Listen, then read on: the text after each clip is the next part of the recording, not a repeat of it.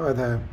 I feel like I should probably do this video in my Portuguese, which isn't fluent, but I'll do it in English anyway.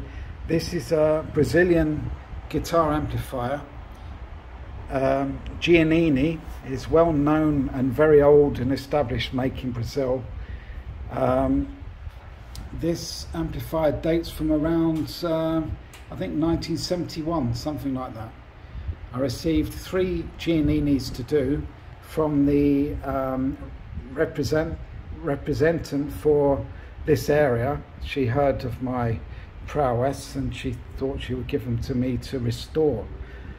Now, some things I can restore, but things like broken knobs like that, I don't know whether I'll be able to get those, so I might just take one off the end there and replace it with that one there, which is on channel 1.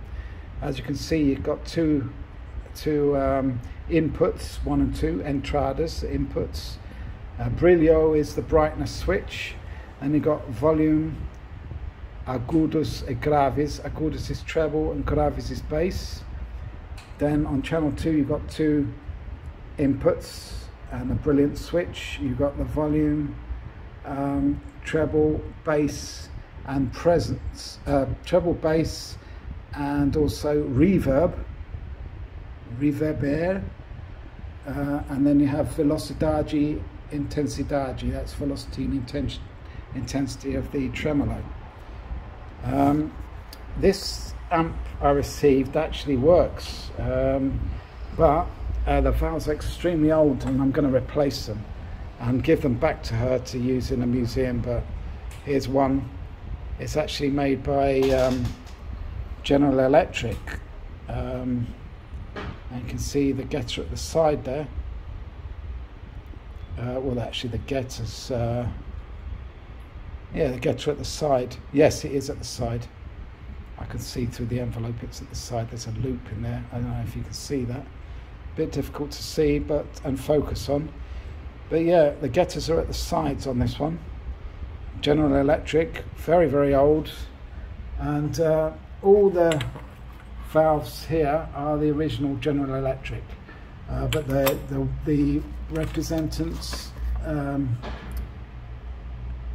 wants all the original valves back, so I can't use them. They do all work though. This is a Hitachi, Japanese made, obviously extremely good. This uses 6 preamp tubes and 4 tubes on the output, so it's quite a powerful amp. I just wanted to show you briefly inside because someone's been working on this. I've got to test all these resistors and all the capacitors, especially the electrolytic ones here, but I will test every single one because they want to use this as a working unit once I restore it. Someone's already been in here and they've replaced all the reservoir capacitors here with EPCOS, which is a really good make actually. EPCOS are now part of TDK. So that's a good capacitor. It's a capacitor that I would choose to put in here as a budget. If I was, you know, doing a prestige unit, I would use some F&T German capacitors. They're really good. But EPCOS are the best capacitors that you can buy in Brazil. And I would have no hesitation as to use them.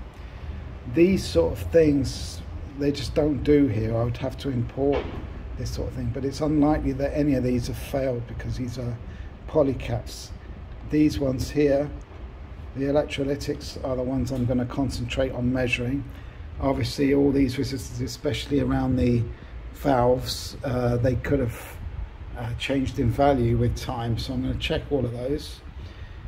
Clean all the sockets on here, and retighten the sockets as well by inserting a screwdriver in there, obviously making sure there's no tension in the circuit first, because sometimes tension lasts for quite a while in here after it's been switched on. And I switched this on yesterday, I was testing this yesterday, so you know there may still be HT on these caps, and on the tubes as well, so I'm going to test them. But you can see here 1, 2, 3, 4 output tubes and 6 tubes here. This final one here is a phase splitter. Then I think this one is just a normal preamp tube. It could be the reverb. No, it's not, sorry, it's the tremolo tube, this one. This one is intermediate stage after this stage here, which is the reverb. Goes to the reverb tray. And here we have another 2 preamp tubes there. I have got the sort of schematics and rough schematics. Here we go. Tranquillo Gianini SA. Don't know what Tranquillo means. Tranquil. So I don't know quite why they put that. As you can see, you've got the on-off switch here.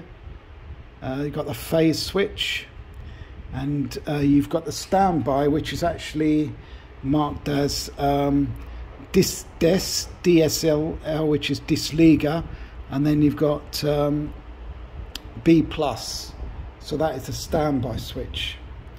Here you have 2 odd phalange loudspeaker jacks here, external and internal, although this is coming ahead, so I don't know why that's there. Oh, it's probably for another model, I would think. Here we have vibrato and reverb pedal switch. So you need to plug a pedal in there, which wasn't included. And here we have the reverb entrada saída.